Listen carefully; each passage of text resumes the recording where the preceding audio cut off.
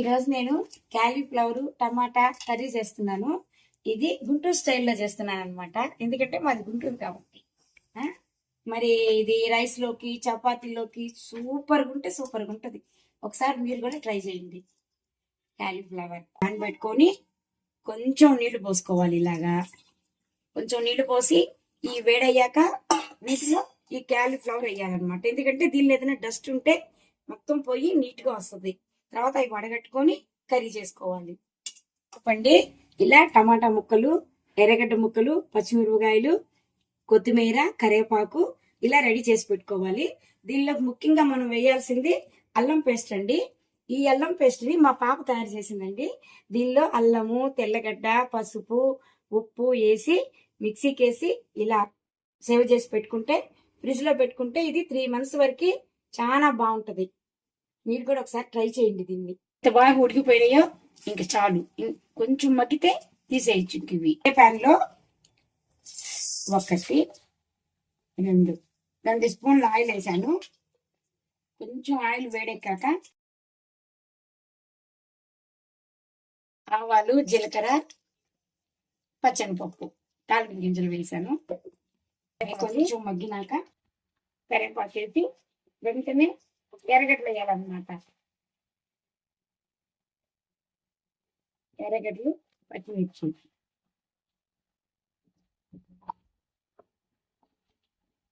ఇవి మగ్గిన దాకా ఇలాగే ఉంచాలి.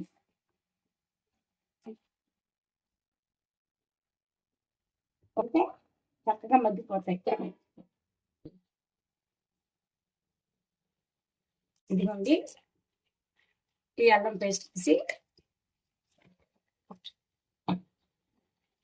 కొంచెం అలా ఆయిల్లో ఫ్రై చేసి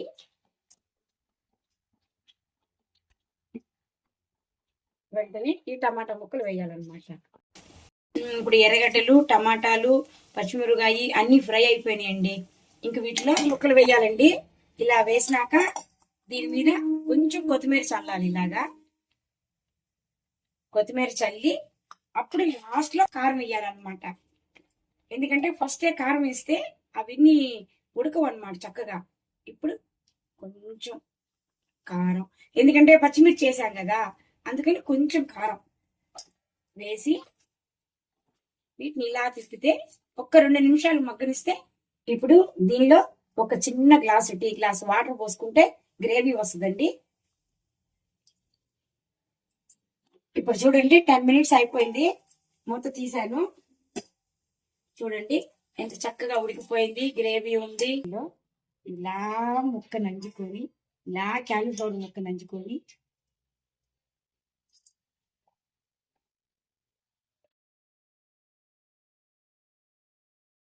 సూపర్ అండి, చాలా బాగుంది.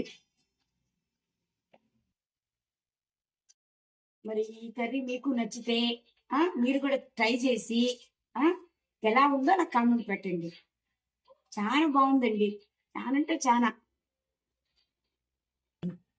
ఇలాంటి ఈజీ వంటలు మీకు ఎవరికైనా కావాలంటే కామెంట్ పెట్టండి, నేను చేసి చూపిస్తాను. Thank you.